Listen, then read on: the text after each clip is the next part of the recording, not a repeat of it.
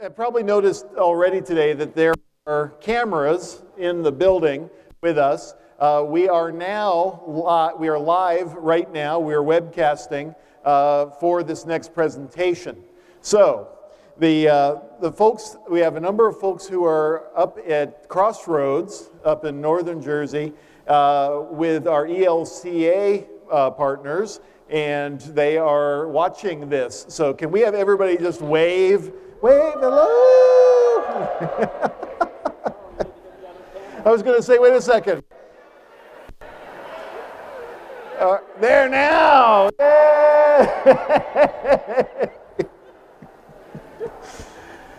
John Roberto, a Lifelong Faith Associates, is editor of the journal Lifelong Faith and works as a consultant to churches and national organizations, teaches courses and conducts workshops in faith formation, and has authored books and program manuals in faith formation. John works on the staff Vibrant Faith as research coordinator. His latest publications include Reimagining Faith Formation for the 21st Century, Generations Together, Caring, Celebrating, Learning, Praying, and Serving Faithfully, and Faith Formation 2020, Designing the Future of Faith. So with that, please help me welcome John Roberto.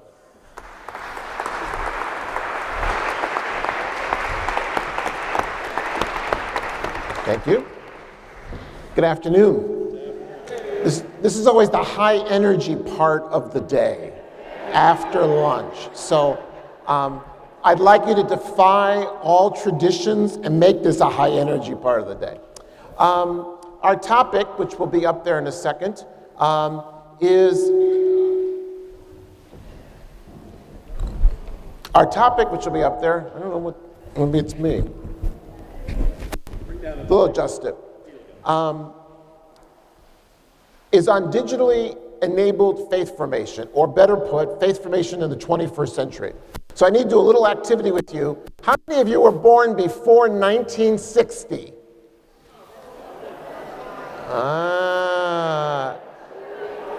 3, 4, 5, okay. How many were born between 1960 and 1980? You see where the energy in the group is. I saw somebody in the back in the first group saying, gee, will my hip replacement allow me to stand? And then born after 1980. Now you got to stand up because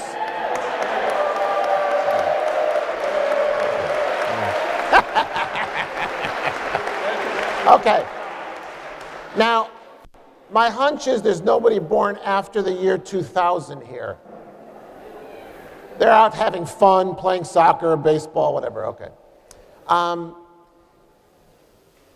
If you, like me, were born before 1960, and I am proudly 3 months away from a Medicare card, when you look at the topic that we're going to address, you are not a digital native. Okay. So how many people here have grandchildren? They are digital natives. Okay. So as long as you have children or grandchildren, for this presentation, you're safe. And if you don't have one, borrow a couple. All right? Because what we want to talk about is, how do you do faith formation in the 21st century with the new tools that we have at our disposal? And I don't expect you to be the ones who lead the charge with these tools. I expect you to see the potential of these new tools. And in the life of the church, this happens very rarely. About a little over 500 years ago, they looked at the printing press. And if you were Martin Luther, you would have said to yourself, I've got big plans for you. And the printing press, that technology, changed the face of the world. Literacy, books, communication, transmission of faith, printed Bibles. We're now in 2015, 25 years or so into the internet revolution, 8 years into the mobile revolution. So the date for the mobile revolution is very simple, 2007. Pre-iPhone, post-iPhone, 2007. How many here have cell phones? Anything that's a portable talking device? All right. How many have a smartphone which does more than just flip open? Okay. A lot of old timers in that group. All right. We are more conversant with the technology than we realize, but we have been slow to bring those tools, just like the printing press, into church life and faith formation. So what I want you to envision for the next hour is God is blessing us with an abundance of new resources and tools for faith formation, and it's incumbent upon us to use those tools. I don't need to be the skilled one doing it. You have a whole church. Think about it. If third graders ever got organized, they could take over the world. And we're really glad they're not organized. If you've ever spent some time with a grandson or a granddaughter and watching them just instinctively, intuitively use these new tools, you realize you've got all the assets you need back home. But I come at this as a faith formation person, not as a technology person. And I'm looking at this saying, how can I use these tools in faith formation across the whole lifespan? And what's the potential for our churches? Okay. So, I want to share with you, I enhanced the presentation. I sent Jonathan the presentation, and of course, then I added slides. So you can go to my website, lifelongfaith.com. Yes, an old guy can actually build a website today. If you want to watch it because you're in the back and you can't see it, just download the PDF file. Don't download the PowerPoint file. There's a PDF file. It's very small. You can watch them. There's 2 slides to a page. So lifelongfaith.com, that's my website. Okay, here's a couple of statistics you need to know. Right now, the total population of the world is 7.2 billion people and counting. 3 billion of them are active internet users. Did I mention this is not going to be going away? This isn't a fad, okay? People say, I remember discussions early on like, well, we'll get over this. I don't think so. Active social media, Facebook, Twitter, that kind of stuff, 2 billion people. 2 billion people. We're talking like big numbers here. Unique mobile users, smartphones, okay? 3.6 billion people. The fastest growing cell phone saturation or usage is in Africa. And lastly, active mobile social accounts, people who use their cell phone to access social media, do banking, all that kind of stuff, 1.68 million people. Some of those people are in your church back home. So people have the tools and the technology. What they don't have is something to put on it from us. This is a revolution where it's not about the gizmos and the gadgets. It's about the software. And we're in the software business. Okay. There's 3 revolutions that have been happening. You've seen all this. You've experienced all this. First is the internet revolution, 25 years in the making. For most people, it really has only been the last 15 years with the World Wide Web that we really have thought about this. Okay. Second one is the mobile revolution. I'll talk more about that in a second. And the third is the social media revolution. 1.2 billion people on Facebook. How many are on Facebook? See, you're on Facebook because your grandkids are on Facebook. You want to know what's going on. You know? For some of us, it's because we communicate with people all across the world. We find people we graduated high school with 20 or 30 years ago. We have a social network. We have small communities. So what's happened is our geography has gone beyond the neighborhood to the world. 3 things have happened because of this. Today, information is portable, personal, and participatory. If you have a smartphone and a Wi-Fi connection, you can access the world, wherever you are. So it's portable, personal, participatory. Faith formation today needs to be portable, personal, participatory. Everybody is reachable, especially the ones that are the hardest to reach, people under 40. Families at home, young moms and dads with children, they're all reachable.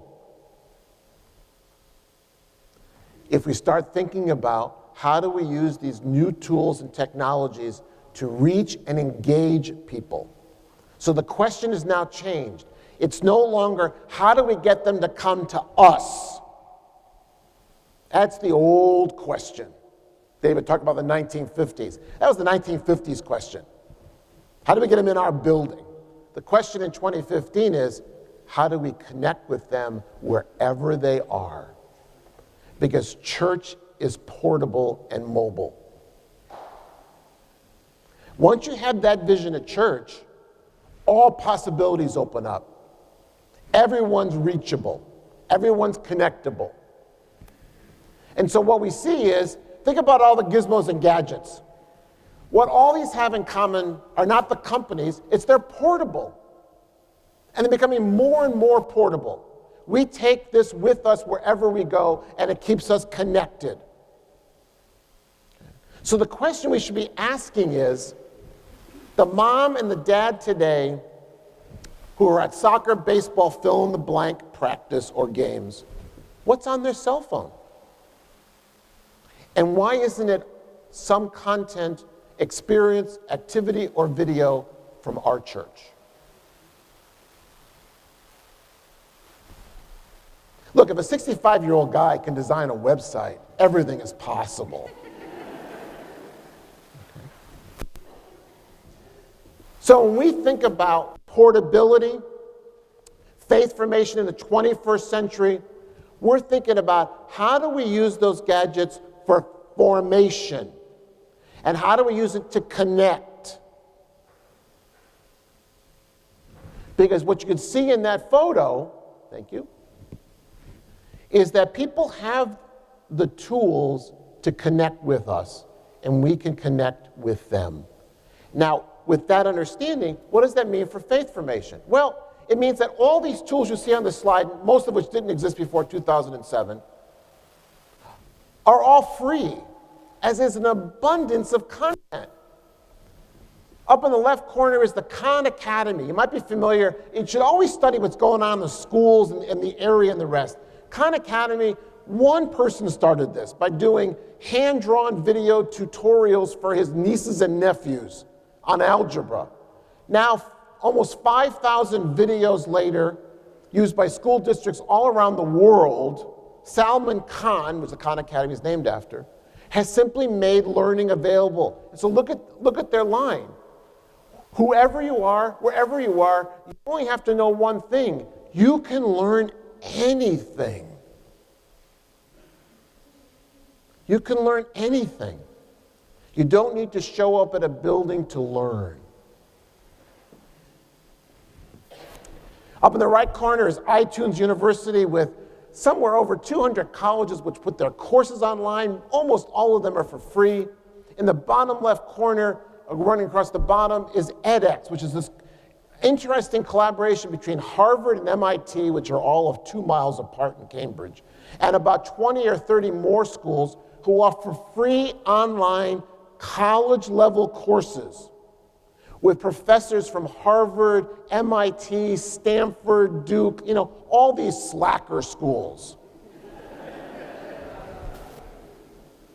One Stanford professor did the first, you've heard probably the word MOOC, massive online course.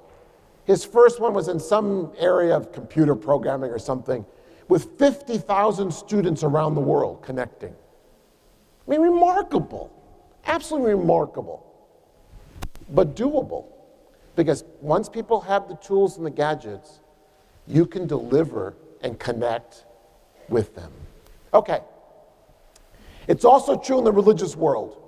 Up on top is a wonderful website that gets hundreds of thousands of hits every month. Enter the Bible, developed by Luther Seminary. Their website for preachers, working preacher, gets 150 to 200,000 visits a month. Both are free. I was doing a workshop and I talked about working preacher, integrating that to your website. And one of the pastors said, "Oh, please don't recommend that. That's where I get my sermons on Sunday." And he wasn't young, but he had found access to the great content. Also on that slide, you'll also see across the bottom, the YouVersion Bible. 100 million plus downloads and counting. Couple hundred different translations of the Bible in 100-something languages. Free app on your phone. They could tell us right now, this minute, how many people are reading which books of the Bible. So they tell you which books are trending, okay, and which is not. By the way, Book of Numbers not doing well.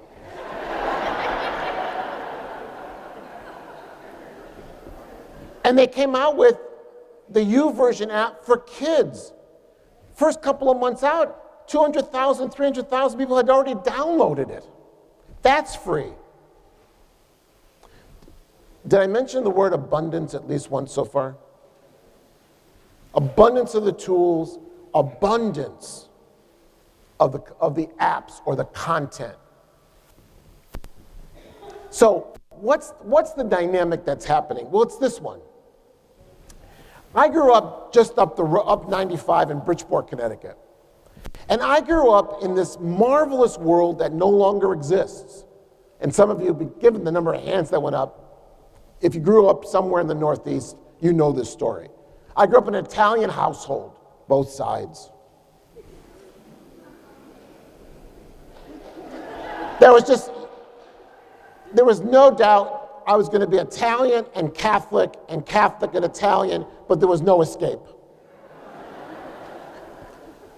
3-story house, Grandma and Grandpa lived on the 3rd floor from which they could watch everybody. In a neighborhood with an Italian Catholic parish. I always said my grandfather's generation built the parish. I still think there were only 6 last names in the whole parish. They came from 3 towns in Italy.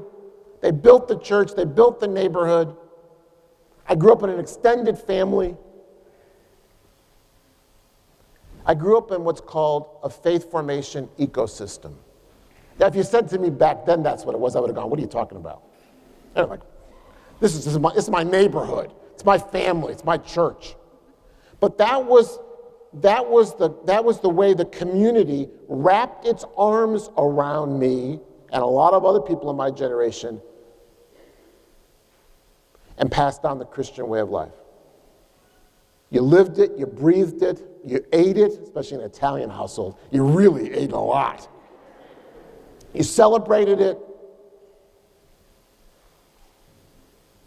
Over the last 50, 60 years, the story of American Christianity, regardless of the denomination, is pretty much the same. That world has receded, and no world has come to replace it. So now we find ourselves in a really interesting world. While that's receded, that David talked about the 50s and 60s, well, that was the heyday. That natural ecosystem that many of us in this room grew up in, which is gone. What shall we move ahead with? Because you need an ecosystem to grow and develop disciples. You just do. And so what we have up here is that we have the church. But we have such a small fragment of people's time and attention today.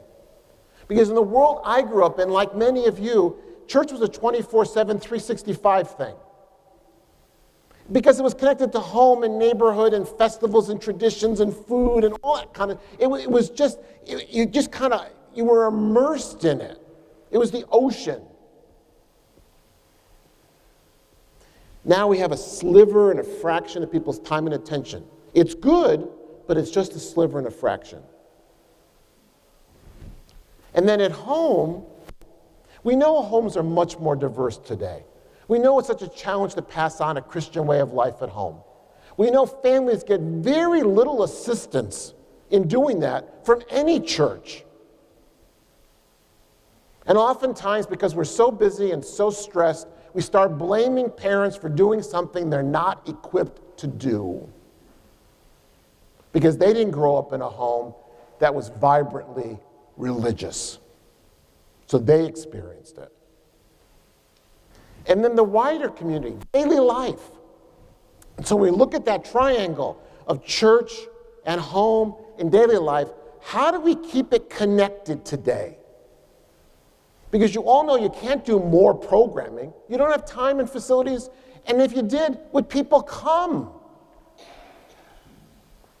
But people do come. And they come for programs, events, worship, church year feast and seasons, festivals, experiences. And then they go back out into the world. So our question is, how do we keep connected with people? And then how do we expand our church campus bigger and bigger? So it is all about what we do at church, and it's all about what we do at home, and it's all about what we do in people's daily lives out in the community. But how do we keep those connected?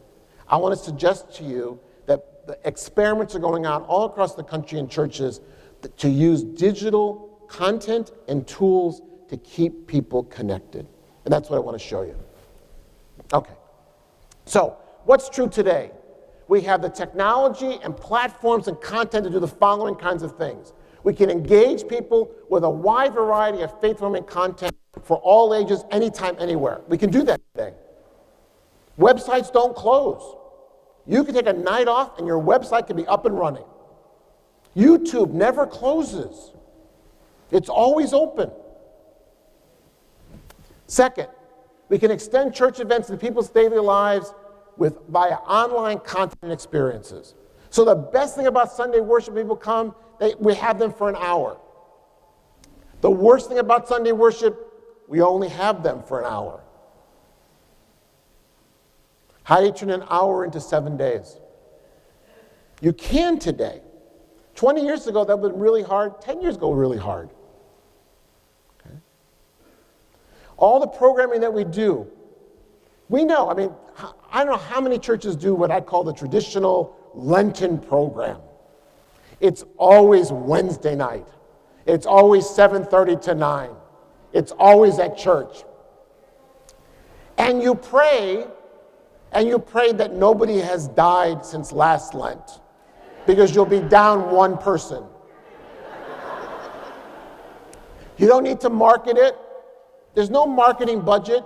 You put the word on. It's on. They know. They know. They know.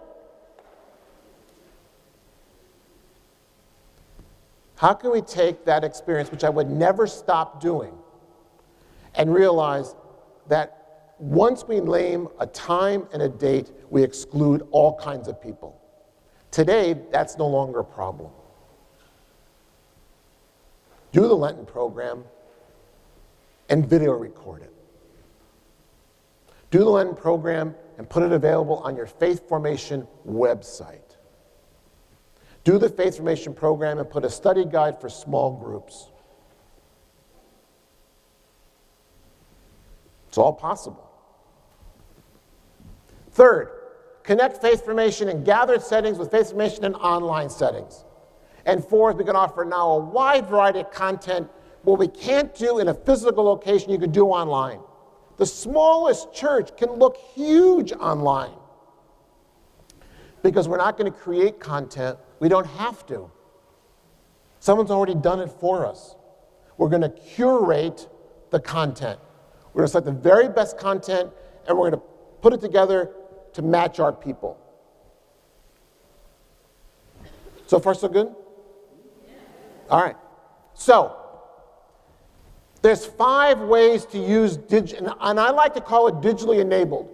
I don't want to call it digital faith formation. I don't want to scare people away. It's using the digital to enable faith formation to happen.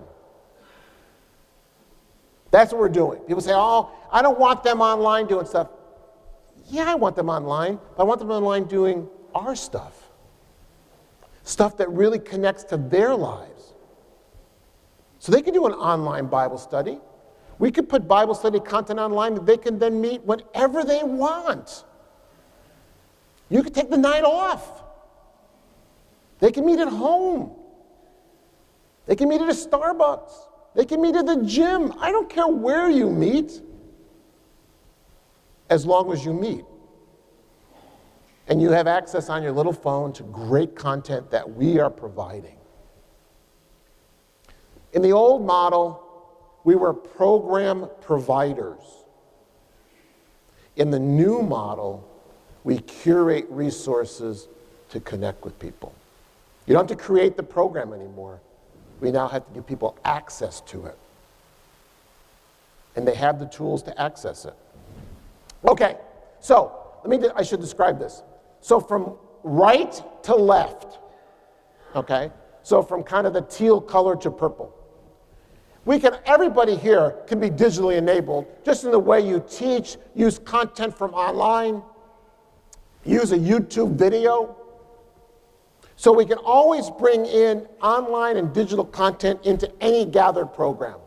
Sunday morning worship, all possibilities, because we now have the capability to do that. Move a little bit more now to the left. Gathered program with online content. So every Sunday worship experience can be extended online on our website so people can go deeper. I'll show you examples of all of these, by the way. In the middle, you might be familiar because your school district might do it, or some individual teachers. This is the flip the classroom model.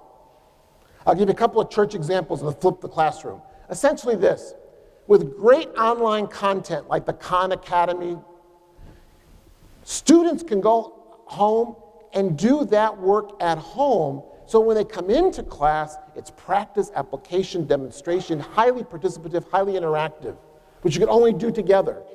So they can watch the great content. They can learn it themselves and then come together. Think about what that can mean for Sunday school, confirmation. I'll give you a couple examples. Move a little bit more. This is mostly online. Think about all the online courses, seminaries, universities, national church bodies provide. That you can provide, for example, the adults in the community. And you might build something in where every now and then you gather people who are taking a course together. So let's say we did an online Bible study. And we gathered to start, we introduced it, and for 6 weeks they were meeting in small groups or doing it on their own. And then the last week we all gathered together to share what we learned. People could commit to 2 sessions, but to 8?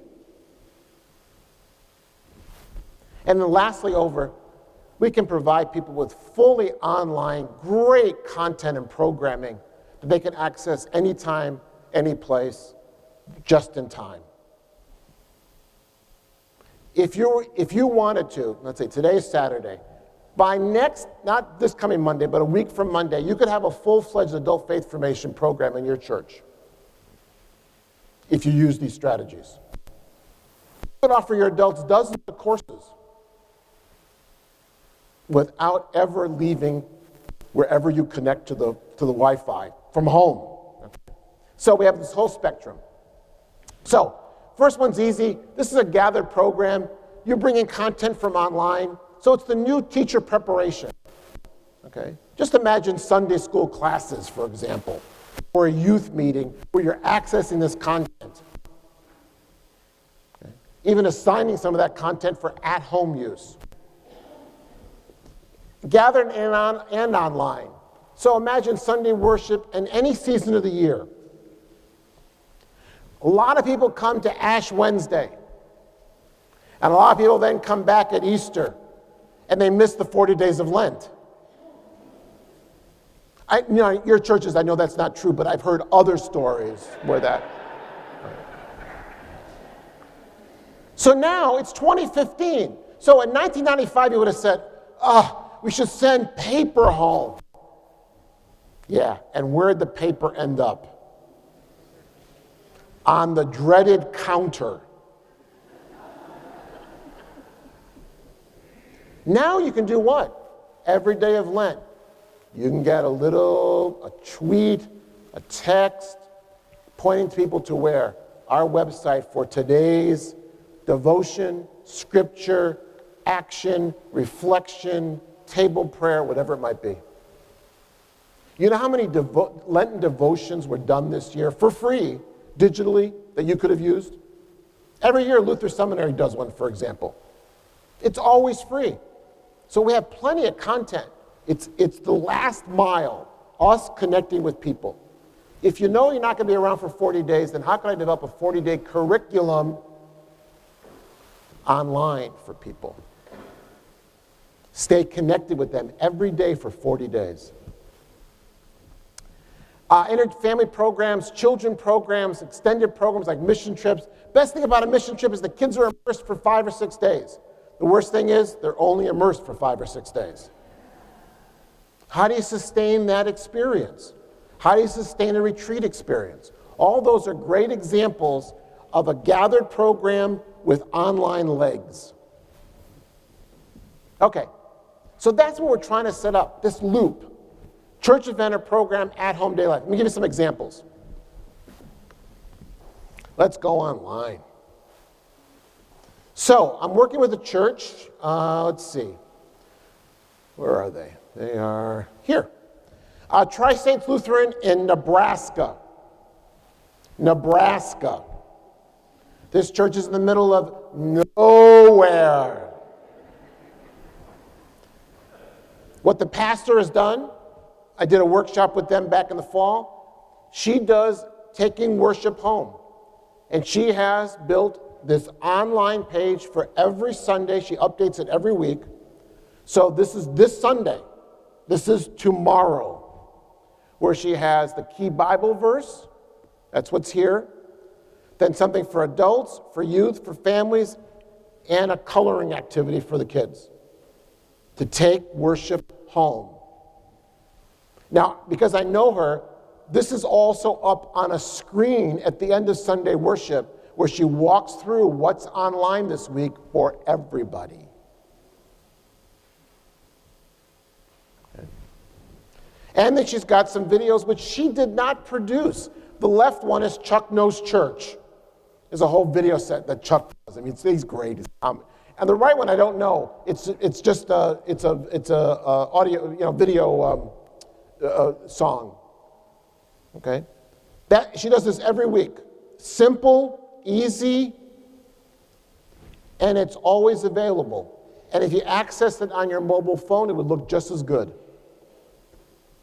She produces none of the content herself. She's not content creating, she's content curating. She goes to great sources and connects them. And since she's also the pastor, she's also preaching on Sunday. So she knows what she's going to be preaching around, and she makes sure the content flows out of the scriptures and out of her preaching.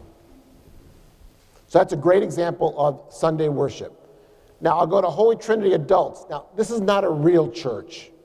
Okay, it's the church that I am pastor of. Remember I said I was Roman Catholic.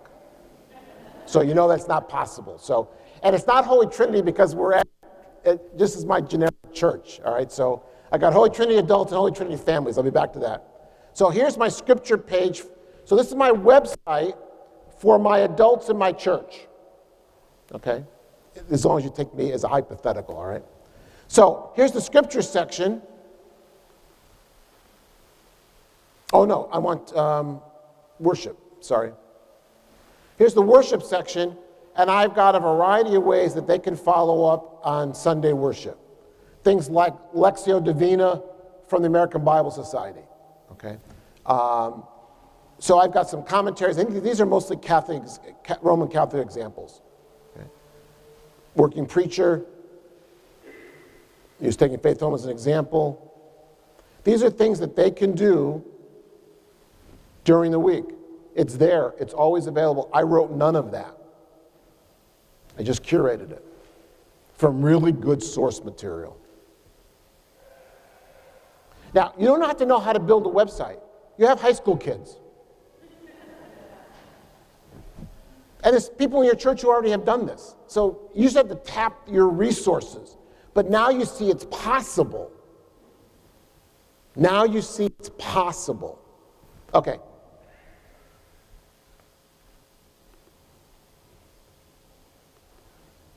So you can take any event or program. Just try one. I mean, there's absolutely nothing to lose here. The bar for innovation is really low. It's not like the churches all around you are doing extraordinary things. Because if you're blessed with Lutheran or Roman Catholic parishes around you, you have nothing to worry about. The big non-denominationals, yeah, they have a full-time media coordinator, internet coordinator, yeah. Worry about them, but learn from them. But if it's the mainline Roman Catholics, don't worry. Their website still has the pastor greeting them on it. I contend if the Roman Catholic website had the pastor and his wife greeting them, they get a lot of hits on that website. It doesn't do much on an Episcopal or Lutheran website, but a Roman Catholic website, everybody can connect to that website. All right. So, any event or program can be extended. Let's look at the slide. Okay. So, just ask yourself, this is the event. What do you want people to use David's 4 practices. What do you want them to talk about? What do you want them to learn? What do you want them to do? What do you want them to pray? What do you want them to share? You could develop your own little categories, okay? But every event opens the possibility of doing that. And that would be online, on your website, for adults or families or the whole church. So think in the middle. How do you want to impact people's daily and home life? That's the goal. That's what we want to get. On the left, we have worship in our congregation. On the right, it's what I'm going to put online for people. It's the content we'll put online. Think about Lent. Well, I showed you that example. Think about Lent. In the middle is what I want people to do at home. Praying, fasting, almsgiving. I know it's kind of radical notions, but I thought, Lectionary reflections, family activities. Maybe a Lenten calendar with something every day. I'm not going to create it. There's gobs of them out there that are really, really good.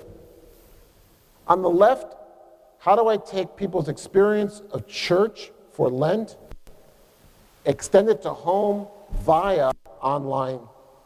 That's where. So I now have the tool to take my gathered platform and extend it into people's daily and home life. What's not to like? You might actually build a relationship with people. It's all relationship building. They may actually want to check you out on the 3rd or 4th Sunday of Lent. Think about the possibilities. They might actually come to worship on Sunday. But if nothing else, you started a great conversation as a church. How do we live Lent? At church, at home, in our daily life. And all that's made possible because it's digitally enabled. Online and gathered. So much of our gathered programming, you just see in the faces of children and teenagers. They sit there in Sunday school or confirmation class, and their eyes tell you everything.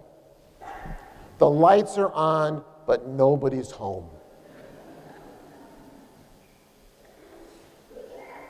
So a lot of these kids come out of school districts that are highly interactive, participatory, project-centered, all that kind of great learning, and they come in and they give them a book.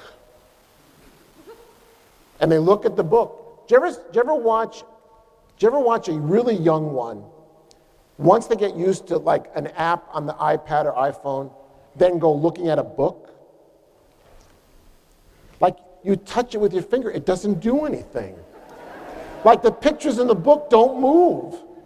What? This is a defective book. Well, just bump that up a notch to thinking about 21st century learners. All our kids, by the way, have been born since 2000. All of our children, right through confirmation age, remember, we're now in the end of the first year of the kids who've been in high school, of the kids who've been born since 2000. They are all digital natives and mobile natives. They've grown up with the iPhone and the iPad and the new technologies. Okay. And we're teaching with Gutenberg methods in a Google world. And you wonder why they're bored. Well, it's easy why they're bored. So surprise them next year. Flip the classroom. And if it's with children, you'll get parents engaged. So I'm working with a big Episcopal church in Texas. And they've gone through, 4 or 5 different curriculum texts in the last 6 years. I said, could it be that the textbook really isn't the problem here? Because you're out of companies. There's no more companies left that produce textbooks. So that's not the problem. The problem is engagement. The problem is involvement. So what if you flip the classroom with children? And every week there was an activity online, preferably visual, a video, small video clip, and an activity that the kids would do with their parents. Short and mobile. They could do it in the car. They could do it while they're waiting for their older brother and sister at baseball. I don't care where you do it. That's not my concern. It's that you do it. And then when you come into class, now I've already built in a parent helping dynamic into this. All good. Anytime I get parents to do something with their kids in a faith area, all good. And then transform the classroom into high participation, high interactivity, creation and production of stuff. And then space it out. Maybe you do 5 weeks on a unit, but the 6th week is presentation week of your projects. My wife and I were band parents for like 100 years. And everybody here's probably been to a music concert in elementary school, right? No one goes for the music. You go for what? The kids. They're creating something. They're producing something. Grandparents are there, aunts and uncles, godparents. Every time we went, it was standing room only because you were there for the kids. I said, if every 6 weeks, 4 times a year, that's all I suggested, you did presentation Sunday, no Sunday school class, but the kids presented to the whole church what they're learning, you don't think you would pack the assembly hall?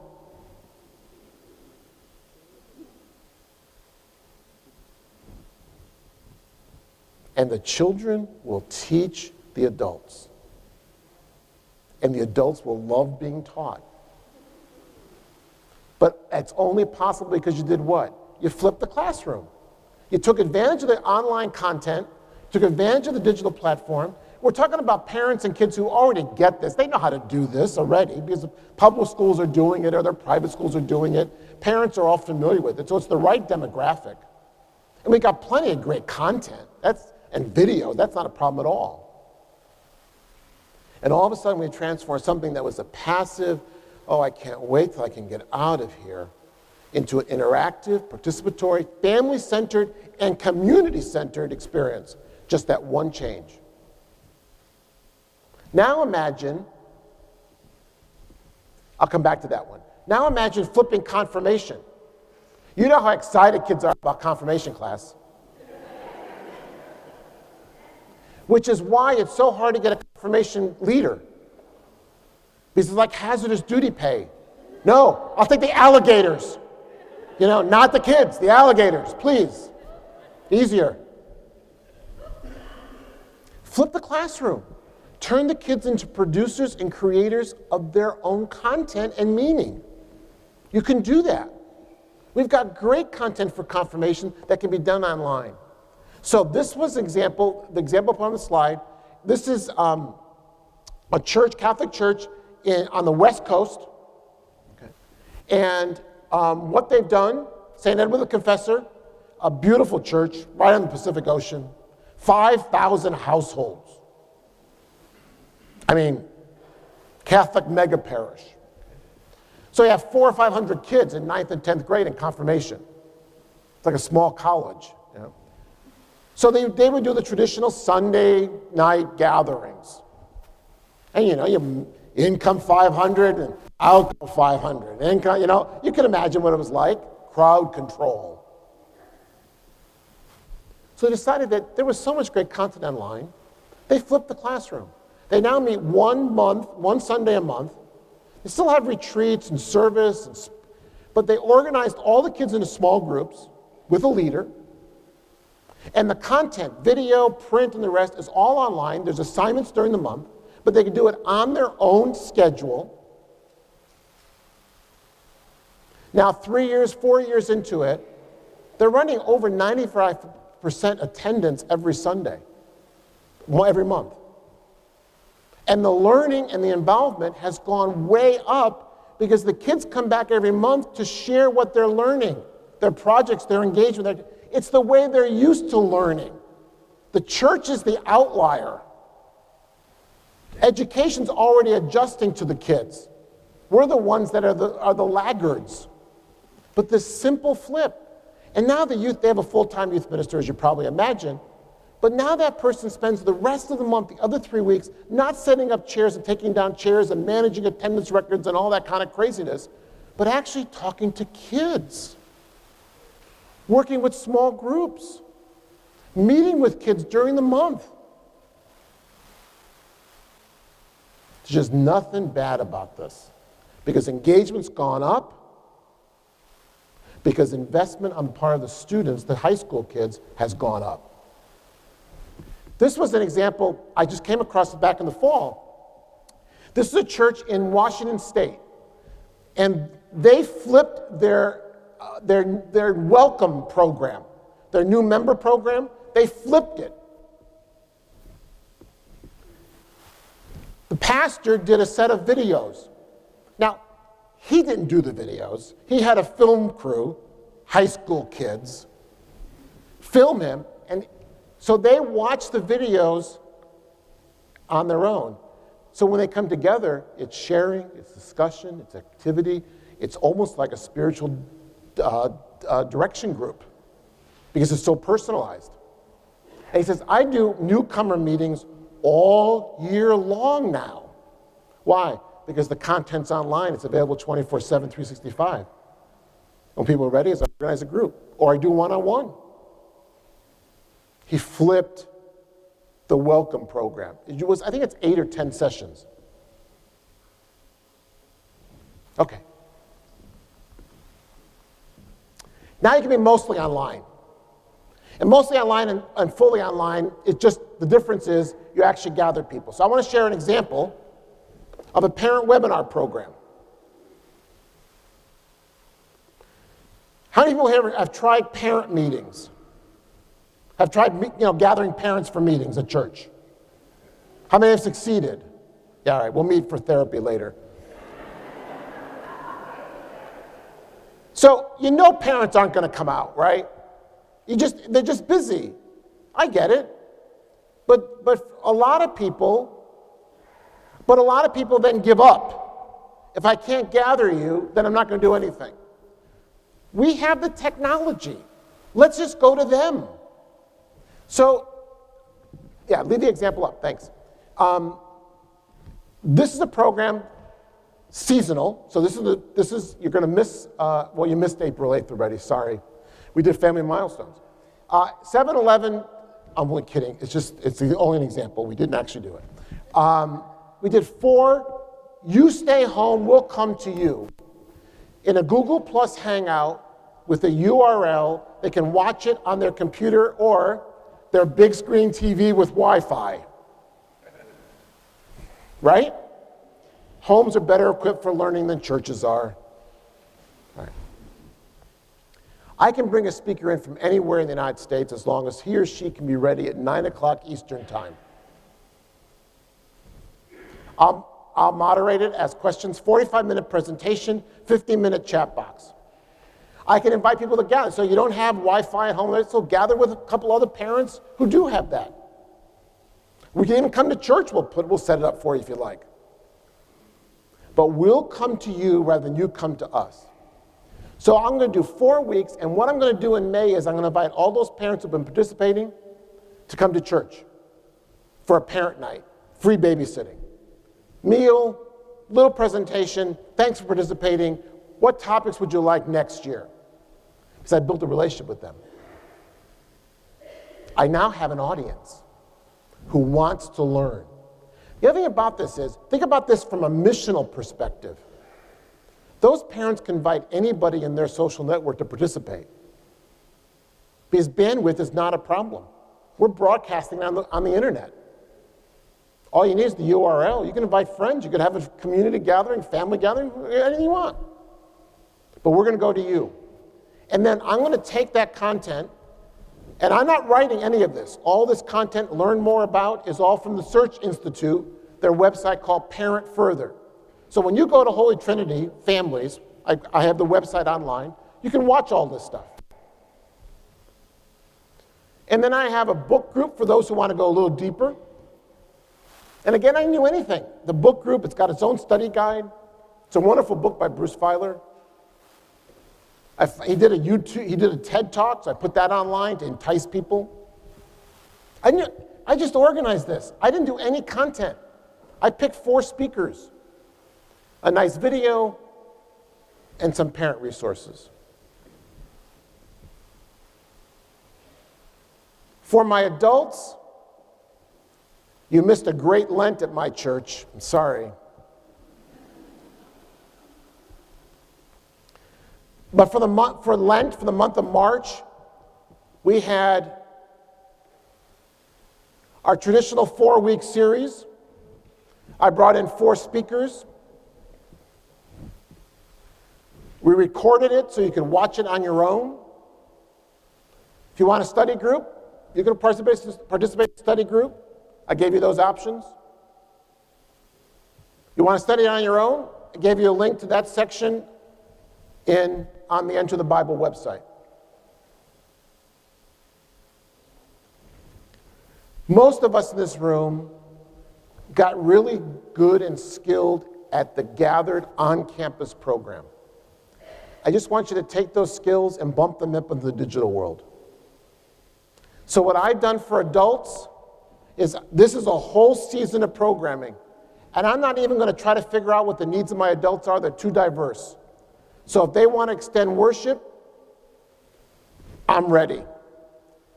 If they want to study scripture, I blocked out March. If I'm going to get anybody, I'll get them in Lent. The only other season is Advent in terms of great participation. I also you would have loved my spirituality program. It's going on right now. We're doing this Catholic spiritual practice. I also have another one that's just, Christian spiritual practices. There's the course. We're doing a book. I have content online. If you're not interested in that, we're reading Richard Rohr's Falling Upward on spirituality for the second half of life. I have book groups going on. You can do all this. Then I have great resources. These all link. I didn't create these. These all link to great content. I simply curated it for people. So if people want to grow deeper spiritually, I'm going to help them do that. If they want to grow in scripture, I'm going to help them do that. I'm just going to free myself from being tied down to everything has to happen on our turf. I want to make the cyber turf my turf. So put a stake out there and say, Holy Trinity Adult website. And we're going to build content around our adults. Families, children, teenagers. And I've done the same thing with families. Parents, family life, Sunday worship, seasons of the year. And you don't have to go over the deep end. My seasons of the year is, I have a theme for every month.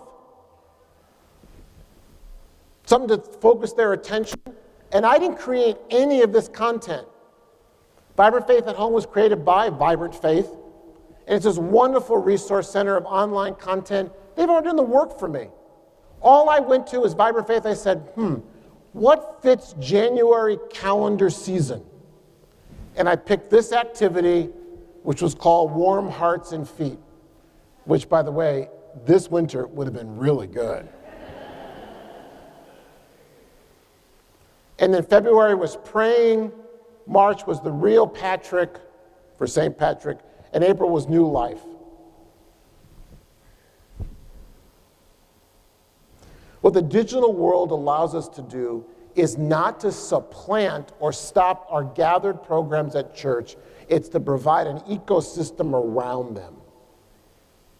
It's to take 1 or 2 hours a week and turn it into 5 or 7 or 10 hours a week. The best part about all of this, most of the technologies are free. The abundance of digital faith-forming content that's free is amazing.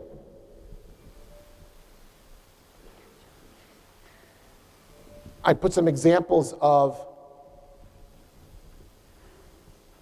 high-quality, fully online content. Just a couple of examples. N.T. Wright's online. Why not? He owns the rest of the universe. I don't know how he does it. He writes a book every 3 days. Well, there's some of that too. He's now doing online courses at N.T. Wright online. Why would I want to do a course on the Gospel of Mark if N.T. Wright is doing a course on the Gospel of Mark? Me, N.T. Wright. Me, N.T. No, not really. By the time I developed a 6-week course on the Gospel of Mark, it'd be 2020. You know how busy you are. But I could use N.T. Wright. I could bring him to my people in my church in a small town in southern Jersey. What's not to like? Above that is, if you might be familiar with Church Next, Chris Yaw, Episcopal priest in Michigan, built out this wonderful website of adult education, adult faith formation courses, a whole spectrum, across the whole spectrum of adult life. Those are just 2 examples of what I could give you. Would be 100 of either really reasonably priced or no cost at all adult faith formation, family content, online content that's just ready for us to use. And you need a platform. I built my websites on a Weebly platform, but there's other ones across the bottom as well. You don't even know anything about building a website. Just find the people in your church. They know. And I've worked with churches. This is First Church in Simsbury, Connecticut, not far from my house. One person built this. She came to the training program I did, and Cindy said, I could never build a website. 3 weeks later, this was up. And now she's finishing her 3rd year with great content. She's built out a part of this. I'll just give you one more example. You can tell I can give you lots of examples. But let's see where she is. There she is. But this is preschool families. So they have a little preschool nursery program at church. But what she's done is every month, she has a family experience. Let me make this bigger. That's better. Bigger? Yeah. And she has a family experience. Let me see if I can get to this month. I can't. Let me just go to... So every month she does one. And this one is... Come on, you can do it. This one's February. But every month she has at-home activities for her preschool parents to do with their preschool children. Okay? So this was February.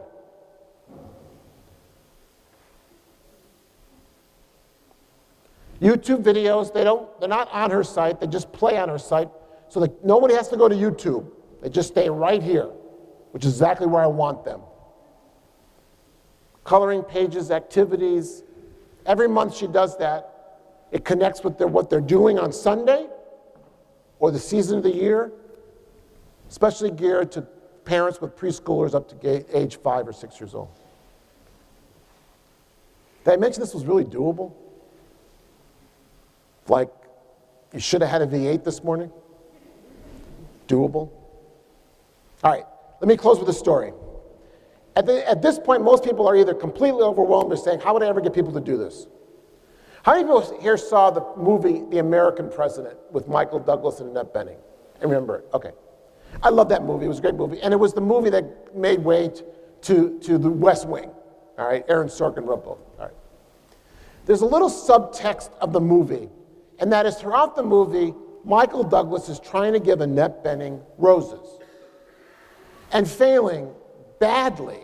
He walks into a florist shop, and the guy doesn't believe he's the president, then he has no money. He tries to get him delivered, but the Secret Service stops it, thinking it's a terrorist threat. I mean, all kinds of stuff. Very end of the movie, they're coming down the steps from the second floor of the White House, and he presents her with this gorgeous bouquet of red roses, and she just starts laughing at him. And she says to him, how did the most powerful man in the free world finally figure out how to give me roses? And very sheepishly he says, well, I discovered that I had a garden, a rose garden.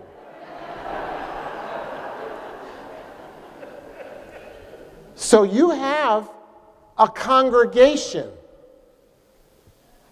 That's your rose garden. And there are people with multiple skills to help you make this move. You need the vision of how to proceed. They can provide you with the people power and skills to make this transition. And remember, the bar is really low. So try some small pilots and projects to see how this will grow in your church. Thanks.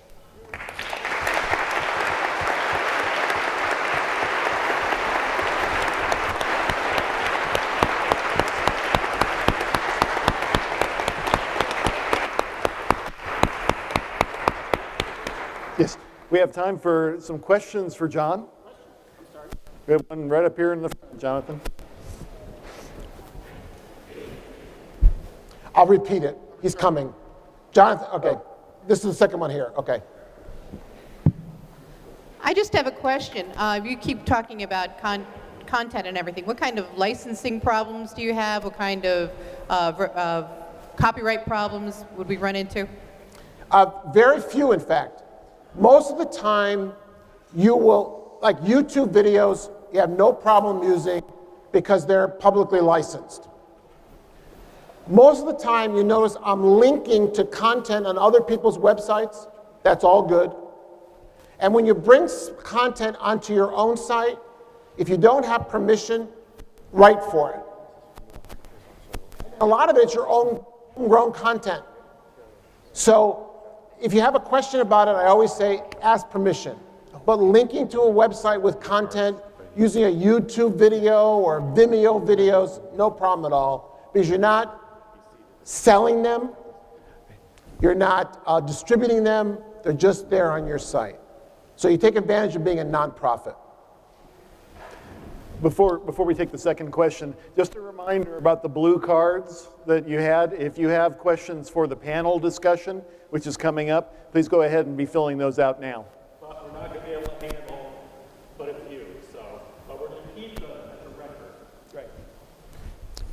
So I belong, a member, actually I think a disciple, of a small church in a resort town on the Delaware River. I belong to, and I am a member of, and a disciple in a small church in a resort town on the Delaware River, where most of the community are the types who would post on their Facebook pages their comments about Mike Huckabee or Pat Robertson, deriding what that person had said and saying, this is why I am not a Christian. So in that community where I know many are searching for spirituality, but are resistant to the concept that they would even be caught doing something Christian. Is there content for that? Well, yeah. I mean, I think the nice thing about online is you don't get caught being Christian. And you can do it on your own. So if you build some online content, and remember, along the continuum, so we're not only talking about the most active people, we know kind of what their needs are, but along that spectrum to the more disconnected, spiritually alienated, unaffiliated, across that spectrum, it's really hard to do that on campus, provide that. But online, I can offer a variety of things for, I'll give you an example. A church I came across a couple of years back, great big non-denominational church.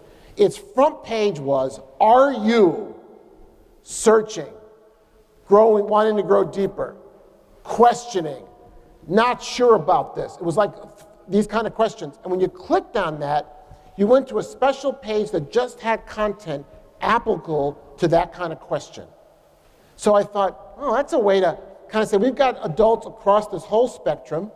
So if you're growing in faith, click here and you get, here's how to grow deeper. But if you're saying, I think this Christianity thing is a lot of hooey, you go to a page that says, well, you're not alone. Other people think that too. But you might consider this, or watch this, and what you've done is you've curated content for people who are having big questions about Christianity. So they would not come to a program at church, though. So if you put a big sign, curious, we're meeting tonight, take the night off. But online, it's safe. And then you can create a kind of a back channel. They can email you. If they have questions, you can respond. You could organize a Facebook group, a closed group, for people who want to just be talking about these kinds of issues, and it's safe. People need safety when you're in that kind of situation. Online gives you that ability, in the best sense of that word, and you moderate it. So let them know that you're available. Other questions? The afternoon has set in.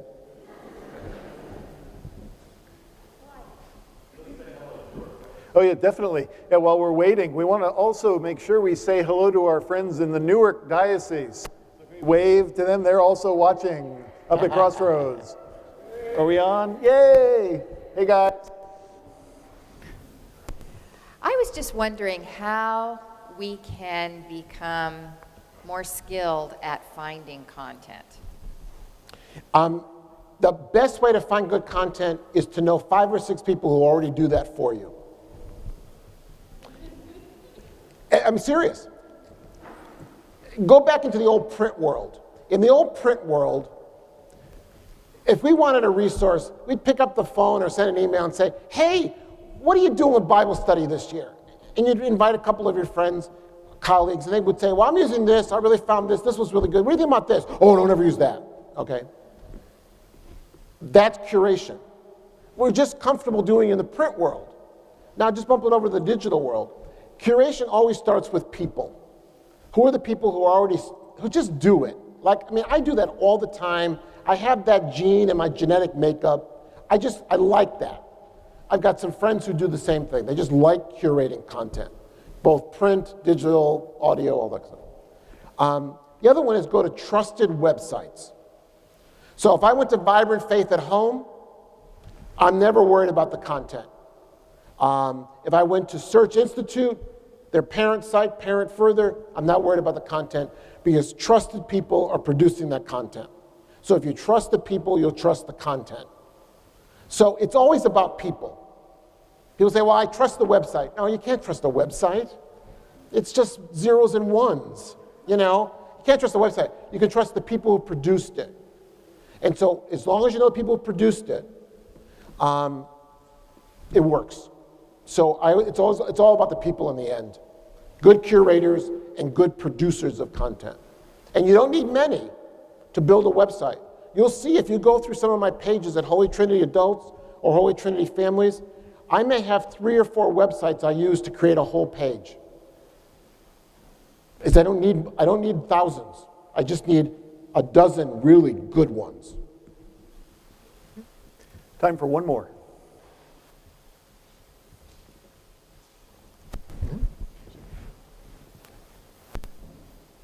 Hold your hand up high. There we are.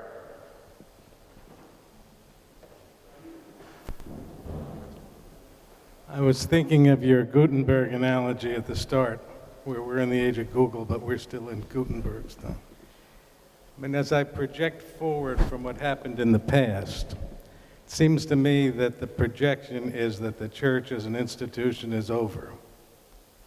Why would I hire a $30,000 organist? Why would I spend $5,000 a month to heat my building when we could all sit in our homes, that we have to buy anyway, and get the same thing? I mean, do you project that it's all over for us as an institution? No, I don't. The question is, do I project that it's over as is established religion over? And no. It's going through a very tough day, all right? It's a very long night, okay? We're in the midst, when you read all the research studies, and I've been on that for the last 15 years. What's going on? What's the trend lines? Okay, we've got some demographic shifts. So the most religious, whether it's Episcopal, Lutheran, Roman Catholic, Methodist, the most religious are the 60 and over crowd. Okay? The least religious are the 40 and under crowd. That's not good if you want to grow, because even though we're living longer, we're not going to live forever. Okay? But if we develop an adaptive response, which is, look, that's simply the reality. You can whine, you can moan, you can do all that stuff, but it's not going to change the reality. This is the reality. Now, how do we work in this new world?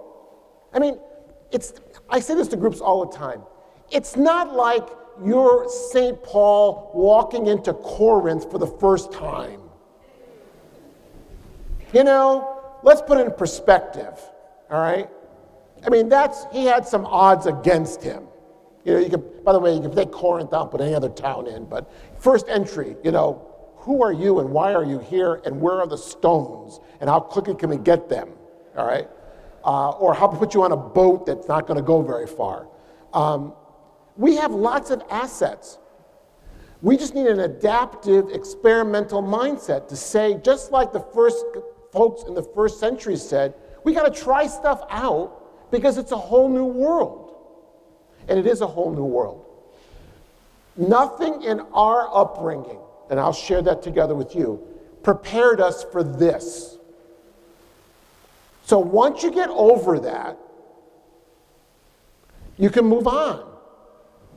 But no matter how many years of seminary, continuing ed, nothing got you ready for this huge shift, which happened very quickly. Church changes really slowly, and the world changes really fast. We can't just keep changing slowly. We will be left behind. So we have to be adaptive. So try some small experiments. And if you got a lot of me in your congregation, the 60-plus crowd, remember, we are connected. We have kids and grandkids and great-grandkids. And they rely on us for lots of stuff. We have leverage.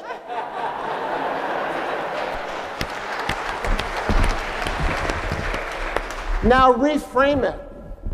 What can you put in my hands as a grandparent to be a faith former of my grandkids? You got me. At 65, where am I going? I don't got time to shop for another church. In fact, I like this Pope. I'm staying. One of my happiest moments was when my son called down from his bedroom one night and said, "Hey, Dad, what's the collect for this week?" There you go. Said he was praying. I didn't know. Yeah. I just want to jump in on this one because I think it's also important to recognize that we do have to meet the needs of those who are with us now in our current configuration. And I've said this in a couple of settings. Arlen Rothage was the congregational development person for the Episcopal Church not that long ago, and he used to talk about a concept of parallel development, which I think is really important for us to understand today. And that says that we need to continue to meet the needs of what we're doing in the ways that we're doing them. We have expectations there and people who are invested there, while at the same time moving in the directions that John's talking about, that all of our presenters this morning talked about. We have to do both. And we have the resources to do it. We do. That's the good news. I say to groups all the time, I started in this work in 1969 with a shelf of materials. That was it. Started in youth ministry. I had a little shelf, and that was every denomination I could find on that one shelf. I would have done anything to have some of the tools that we have today back in 1969 to work with high school kids. Mm-hmm. All I had was a black mimeograph machine. There wasn't even a Xerox copier yet. And the goal of the mimeograph machine was to make sure you had more black ink on the paper than you. See, you remember. Yeah, memories. And film strips. So it's much better in 2015, much better. So that's the time we have. John, thank him again.